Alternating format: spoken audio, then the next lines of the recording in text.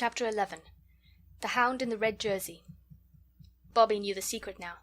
A sheet of old newspaper wrapped round a parcel, just a little chance like that, had given the secret to her.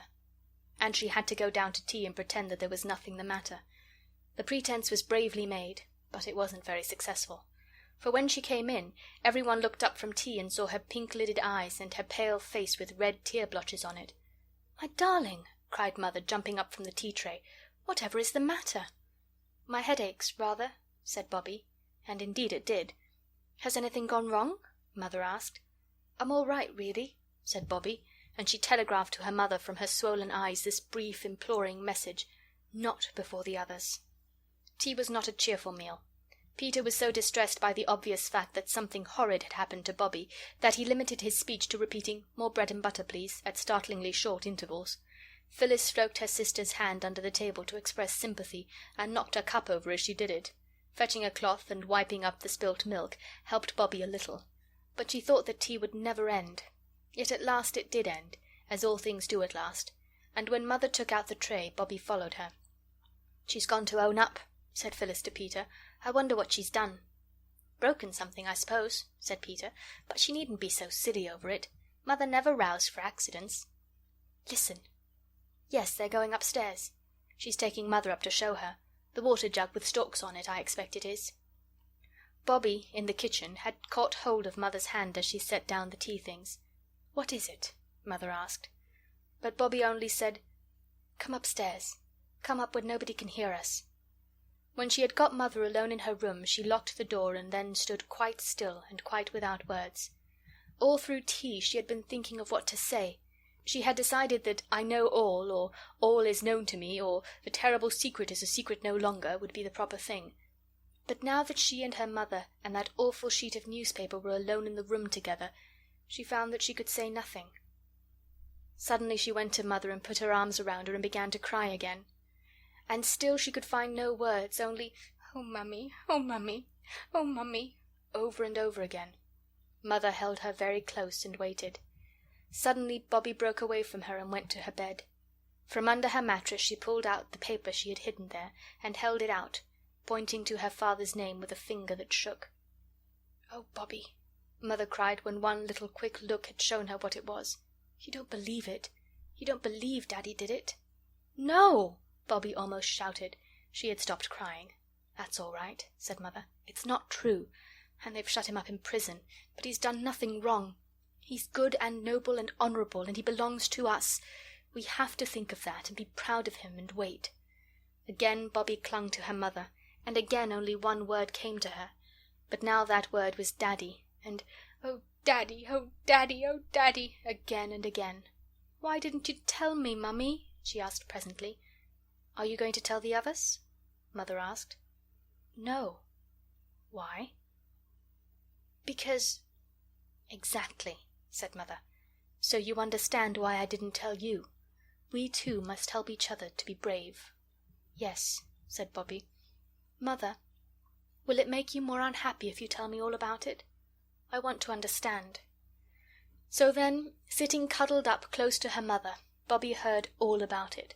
She heard how those men who had asked to see Father on that remembered last night when the engine was being mended had come to arrest him, charging him with selling state secrets to the Russians, with being, in fact, a spy and a traitor. She heard about the trial and about the evidence, letters found in Father's desk at the office, letters that convinced the jury that Father was guilty. "Oh, how could they look at him and believe it?" cried Bobby. "And how could anyone do such a thing?" "Someone did it," said Mother, "and all the evidence was against Father. Those letters—" "Yes! How did the letters get into his desk?" "Someone put them there, and the person who put them there was the person who was really guilty. He must be feeling pretty awful all this time," said Bobby, thoughtfully. "I don't believe he had any feelings," said Mother hotly. "He couldn't have done a thing like that if he had." "Perhaps he just shoved the letters into the desk to hide them when he thought he was going to be found out. Why don't you tell the lawyers or someone that it must have been that person? There wasn't anyone that would have hurt Father on purpose, was there?" "I don't know. The man under him who got Daddy's place when the awful thing happened, he was always jealous of your father, because Daddy was so clever and everyone thought such a lot of him. and Daddy never quite trusted that man. Couldn't we explain all that to someone?" "Nobody will listen," said Mother very bitterly. "Nobody at all. Do you suppose I've not tried everything? No, my dearest, there's nothing to be done. All we can do, you and I and Daddy, is to be brave and patient and—" She spoke very softly. "To pray, Bobby dear." "Mother, you've got very thin," said Bobby abruptly. "A little, perhaps. And oh," said Bobby, "I do think you're the bravest person in the world as well as the nicest." "We won't talk of all this any more, will we, dear?" said Mother. "We must bear it and be brave. And, darling, try not to think of it. Try to be cheerful and to amuse yourself and the others. It's much easier for me if you can be a little bit happy and enjoy things. Wash your poor little round face, and let's go out into the garden for a bit." The other two were very gentle and kind to Bobby, and they did not ask her what was the matter. This was Peter's idea, and he had drilled Phyllis, who would have asked 100 questions if she had been left to herself. A week later Bobby managed to get away alone, and once more she wrote a letter, and once more it was to the old gentleman. "My dear friend," she said, "you see what is in this paper. It is not true. Father never did it. Mother says someone put the papers in Father's desk, and she says the man under him that got Father's place afterwards was jealous of Father, and Father suspected him a long time. But nobody listens to a word she says. But you are so good and clever, and you found out about the Russian gentleman's wife directly. Can't you find out who did the treason? Because he wasn't Father, upon my honour. He is an Englishman and incapable to do such things. And then they would let Father out of prison. It is dreadful, and Mother is getting so thin. She told us once to pray for all prisoners and captives. I see now. Oh, do help me. There is only just Mother and me know, and we can't do anything. Peter and Phil don't know. I'll pray for you twice every day as long as I live if you'll only try, just try to find out. Think if it was your Daddy what you would feel.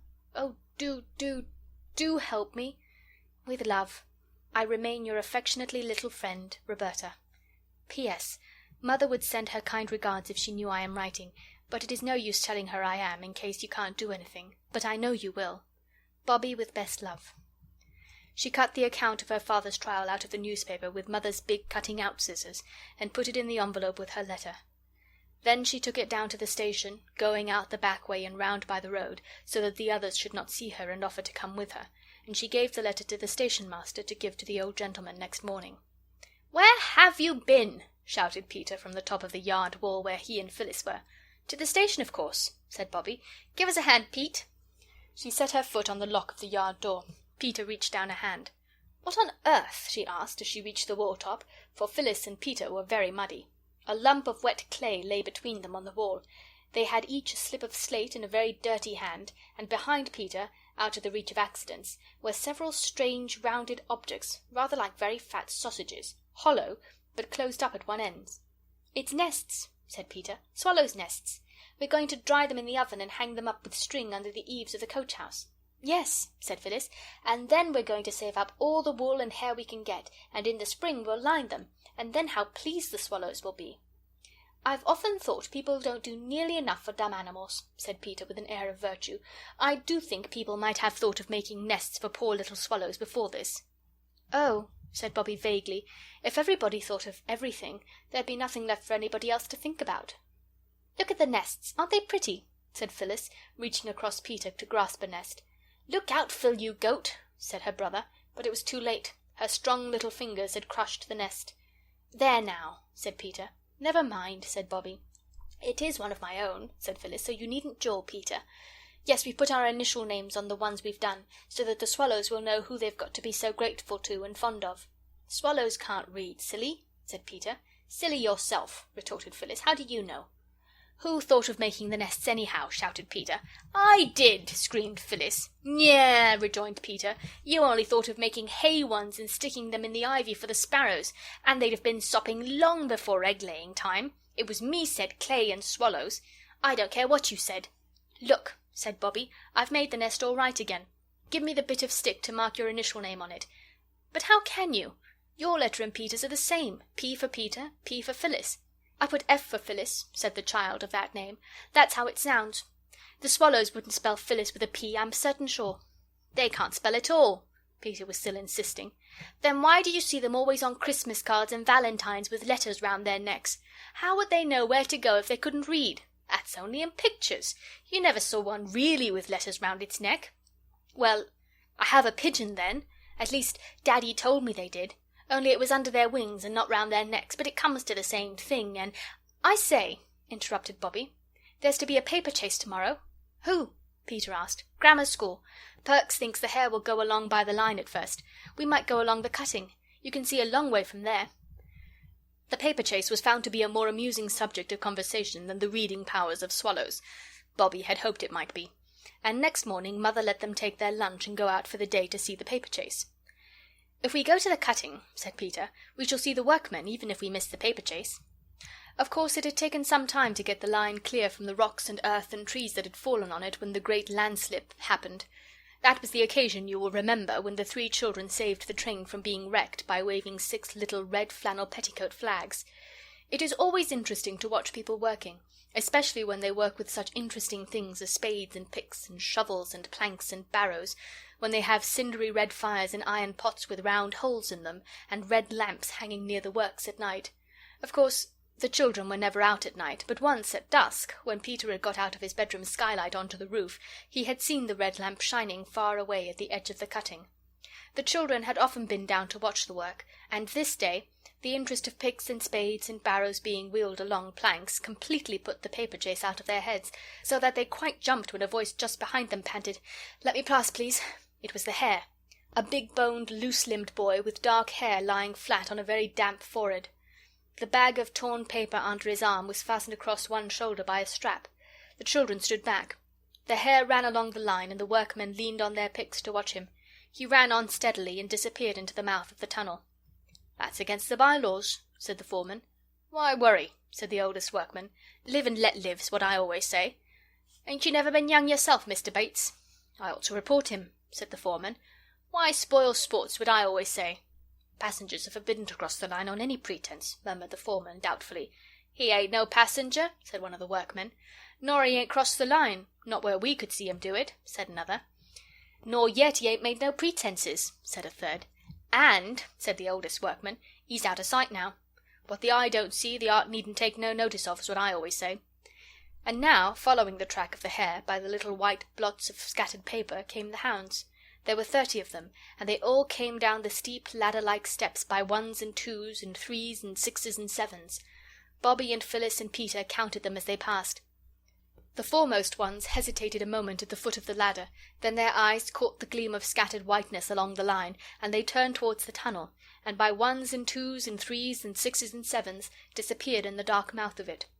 The last one, in a red jersey, seemed to be extinguished by the darkness like a candle that is blown out. "They don't know what they're in for," said the foreman. "It isn't so easy running in the dark. The tunnel takes 2 or 3 turns." "They'll take a long time to get through, you think?" Peter asked. "An hour or more, I shouldn't wonder." "Then let's cut across the top and see them come out at the other end," said Peter. "We shall get there long before they do." The counsel seemed good, and they went. They climbed the steep steps from which they had picked the wild cherry blossom for the grave of the little wild rabbit, and reaching the top of the cutting, set their faces towards the hill through which the tunnel was cut. It was stiff work. "It's like Alps," said Bobby breathlessly. "Or Andes," said Peter. "It's like Himmy, what's his name," gasped Phyllis. "Mount Everlasting. Do let's stop." "Stick to it," panted Peter. "You'll get your second wind in a minute." Phyllis consented to stick to it, and on they went, running when the turf was smooth and the slope easy, climbing over stones, helping themselves up rocks by the branches of trees, creeping through narrow openings between tree trunks and rocks, and so on and on, up and up, till at last they stood on the very top of the hill where they had so often wished to be. "Halt!" cried Peter, and threw himself flat on the grass. For the very top of the hill was a smooth turf tableland, dotted with mossy rocks and little mountain ash trees. The girls also threw themselves down flat. "Plenty of time," Peter panted. "The rest's all downhill." When they were rested enough to sit up and look round them, Bobby cried, "Oh, look!" "What at?" said Phyllis. "The view," said Bobby. "I hate views," said Phyllis. "Don't you, Peter?" "Let's get on," said Peter. "But this isn't like a view they take you to in carriages when you're at the seaside, all sea and sand and bare hills. It's like the coloured counties in one of Mother's poetry books." "It's not so dusty. said Peter. "Look at the aqueduct straddling slap across the valley like a giant centipede, and then the towns sticking their church spires up out of the trees like pens out of an inkstand. I think it's more like, 'There could he see the banners of 12 fair cities shine.'" "I love it," said Bobbie. "It's worth the climb." "The paper chase is worth the climb," said Phyllis, "if we don't lose it. Let's get on. It's all downhill now." "I said that 10 minutes ago," said Peter. "Well, I've said it now," said Phyllis. "Come on."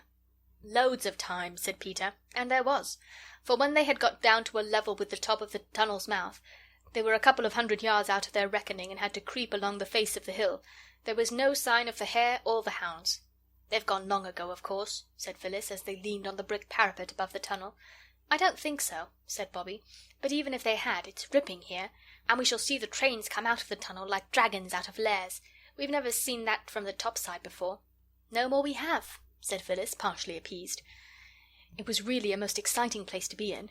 The top of the tunnel seemed ever so much farther from the line than they had expected, and it was like being on a bridge, but a bridge overgrown with bushes and creepers and grass and wildflowers.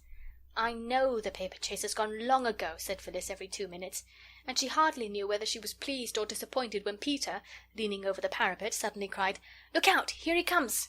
They all leaned over the sun-warmed brick wall in time to see the hare, going very slowly, come out of the shadow of the tunnel. "There now," said Peter. "What did I tell you? Now for the hounds." Very soon came the hounds, by 1s and 2s and 3s and 6s and 7s, and they also were going slowly and seemed very tired. 2 or 3 who lagged far behind came out long after the others. "There," said Bobbie. "That's all. Now what shall we do?" "Go along to the Tulgey Wood over there and have lunch," said Phyllis. "We can see them for miles from up there." "Not yet," said Peter. "That's not the last. There's the one in the red jersey to come out yet. Let's see the last of them come out." But though they waited and waited and waited, the boy in the red jersey did not appear. "Oh, let's have lunch," said Phyllis. "I've got a pain in my front with being so hungry. You must have missed seeing the red-jerseyed one when he came out with the others." But Bobbie and Peter agreed that he had not come out with the others. "Let's go down to the tunnel mouth," said Peter. "Then perhaps we shall see him coming along from the inside. I expect he felt spun-chuck and rested in one of the manholes. You stay up here and watch, Bob, and when I signal from below you come down. We might miss seeing him on the way down with all these trees." So the others climbed down, and Bobbie waited till they signalled to her from the line below, and then she too scrambled down the roundabout slippery path among roots and moss till she stepped out between 2 dogwood trees and joined the others on the line. And still there was no sign of the hound with the red jersey. "Oh, do let's have something to eat," wailed Phyllis. "I shall die if I don't, and then you'll be sorry." "Give her the sandwiches, for goodness sake, and stop her silly mouth," said Peter, not quite unkindly. "Look here," he added, turning to Bobbie. "Perhaps we'd better have one each too. We may need all our strength. Not more than one, though. There's no time." "What?" asked Bobbie, her mouth already full, for she was just as hungry as Phyllis. "Don't you see?" replied Peter impressively. "That red-jerseyed hound has had an accident. That's what it is. Perhaps even as we speak he's lying with his head on the metals, an unresisting prey to any passing express—" "Oh, don't try to talk like a book," cried Bobbie, bolting what was left of her sandwich. "Come on. Phil, keep close behind me, and if a train comes, stand flat against the tunnel wall and hold your petticoats close to you." "Give me one more sandwich," pleaded Phyllis, "and I will." "I'm going first," said Peter. "It was my idea," and he went. Of course you know what going into a tunnel is like.